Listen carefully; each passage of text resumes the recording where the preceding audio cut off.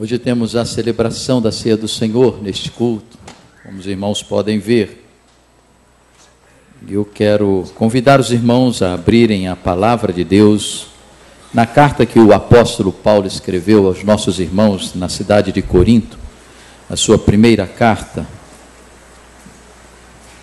no capítulo de número 11 desta primeira carta.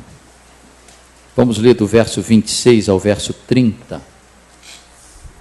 Eu creio que Deus tem uma palavra muito significativa para nós nesta noite. Cantamos aqui coisas maravilhosas que falaram do poder de Jesus na nossa vida, por causa do que aconteceu na cruz, a dignidade dele em receber toda a nossa adoração. Somos gratos por que ele fez por nós.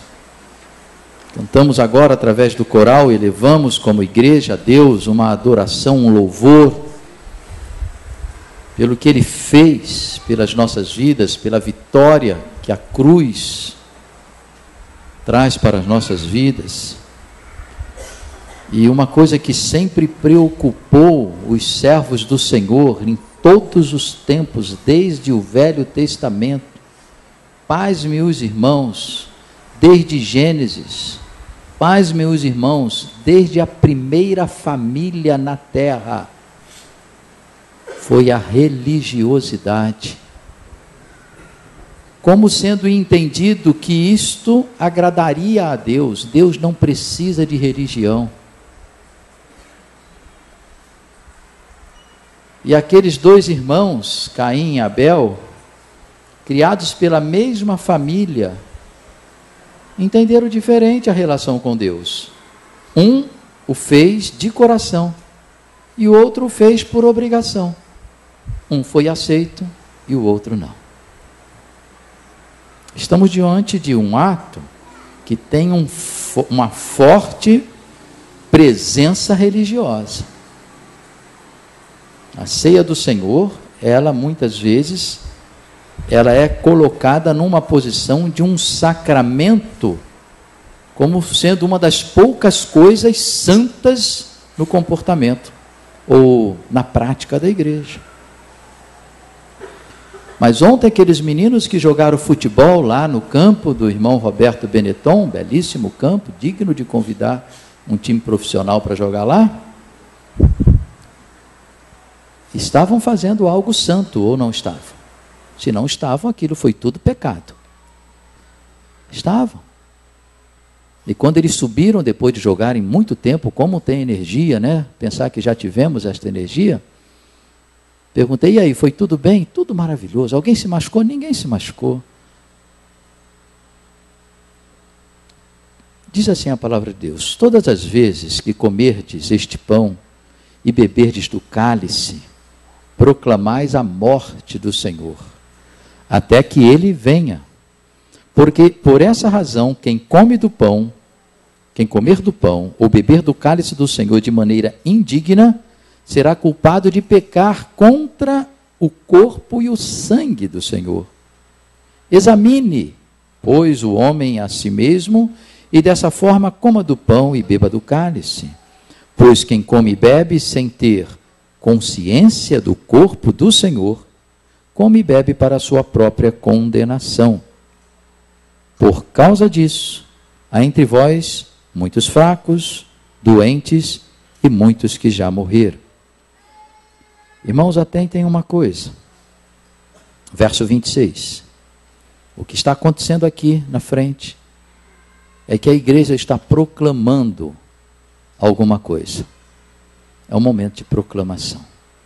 Como igreja, como cristãos que creem que Jesus Cristo era e é, mas na época era um Deus que deixou a sua glória e encarnou, recebendo o título entre nós de Filho de Deus, morreu na cruz por nós.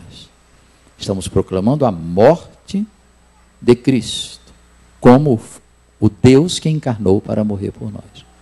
Mas estamos proclamando também que ele voltará. E essa perspectiva do que a cruz significa e do que ela vai trazer como consequência na volta de Cristo, é que deve nortear o nosso viver aqui. Aquele Cristo que morreu por nós, que quem sabe por muitos cristãos nominais é tratado apenas como um ícone histórico, ou um exemplo de perfeição humana, é Deus, que apesar de ter morrido, diferentemente de todos os demais mortos da face da terra, voltará. Porque Ele ressuscitou. E esta consciência do nosso reencontro com aquele que nós chamamos de Senhor, norteia a nossa vida. Agora, por causa disto, há um apelo para nós examinarmos a nossa vida. Como anda a sua vida? O que Jesus é para você? O exame é uma atitude, uma ação que a gente faz com a nossa consciência. Como que está o seu viver, desde o tempo em que você creu em Jesus até o tempo em que você há de se encontrar com Ele, ou pela sua volta, ou pelo seu encontro, através da sua morte física, que vai liberar você para ir encontrar-se com o Senhor? Como está? Como é que você tem vivido cada passo?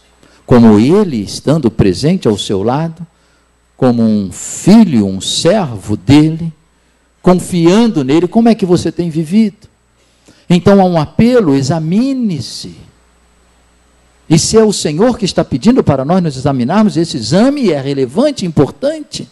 A falta de nós nos examinarmos nos leva a trilhar caminhos, sabe lá Deus aonde vai parar.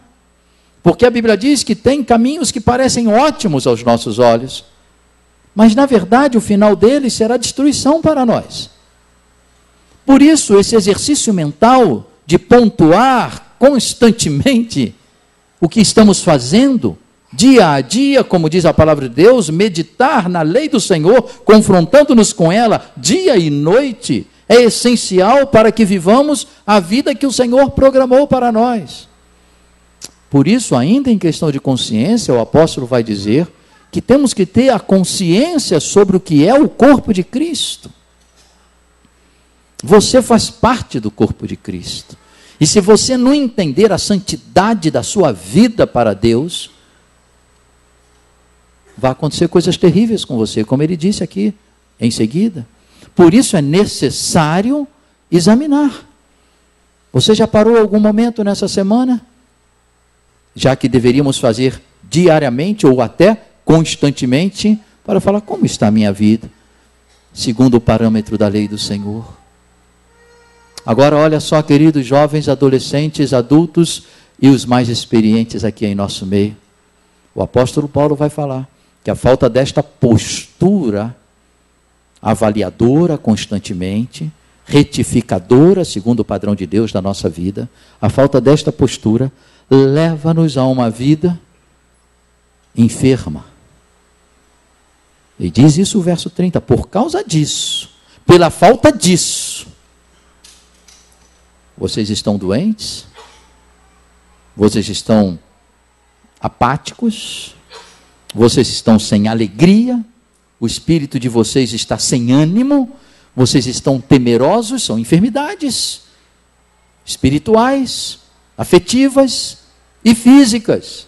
Porque quando ele fala de morte, apesar de podermos estender para a questão da morte espiritual, ele está querendo justificar também a morte física, que os irmãos já estavam partindo para a glória antes de Jesus voltar. E a igreja não estava entendendo isso na época. Pois ele tem que corrigir e dizer, não vai ser dessa forma. Quando ele voltar, todo mundo vai ver, nós vamos nos encontrar com ele nas nuvens. Mas ele estava dizendo, Deus tem um projeto, e tudo de mal que acontece fora do projeto de Deus para nós, é por causa disso. Por causa do quê? Por causa disso que eu falei para vocês. Falta da consciência do que é o corpo de Cristo, e nós somos o corpo de Cristo, aqueles que creem que a cruz do Calvário, a morte do Senhor na cruz, foi por nós, e aguardam nesta fé o seu reencontro com Ele, por isso vivem aqui, constantemente examinando se estão fazendo aquilo que Ele, ao ir, pediu-nos para fazer, pediu-nos para ser. Irmãos, eu vou dizer uma coisa, na minha estatística subjetiva, pastoral, e de uma forma bastante empírica e imperfeita, mas fechando os olhos e lembrando da experiência pastoral, eu posso dizer para vocês, afastamento do plano de Deus, mais falta de exame, é igual a enfermidade. Porque afastar-se, todos nós nos afastamos, somos pecadores. Mas quando você se afasta e não se examina, e não percebe que está afastado, e não confronta a sua vida com a palavra para poder restaurar, afasta-se e acomoda-se com o afastamento. Não aplica o exame da Bíblia na sua vida para colocar a sua vida de acordo com a Bíblia. Por causa disso, as nossas vidas têm sofrido muitas enfermidades. Muita coisa que não precisava acontecer de ruim tem acontecido com a gente. Porque nós temos permitido que o afastamento se torne um status quo. E aí ficamos lá. Até que aconteça alguma coisa que nos desperte e fale, isso é porque você está afastado. Aí você volta. Acontece comigo, pode estar acontecendo com você. Então eu gostaria que você abaixasse sua cabeça nesse instante. Gostaria de pedir que alguém tocasse uma música bem suavezinha. Só para, na verdade, a função dessa música é só para abafar outros ruídos. E nós vamos examinar a nossa vida. E nós vamos ver se as coisas não poderiam ser melhor se eu tratasse com mais seriedade o meu afastamento da vontade de Deus para mim. Quero ajudá-lo, tipo um checklist, baseado no que o Senhor tem falado para nós. Você tem meditado na lei do Senhor diariamente? Você tem orado sem cessar ao Senhor? Você tem confessado o seu pecado ao Senhor?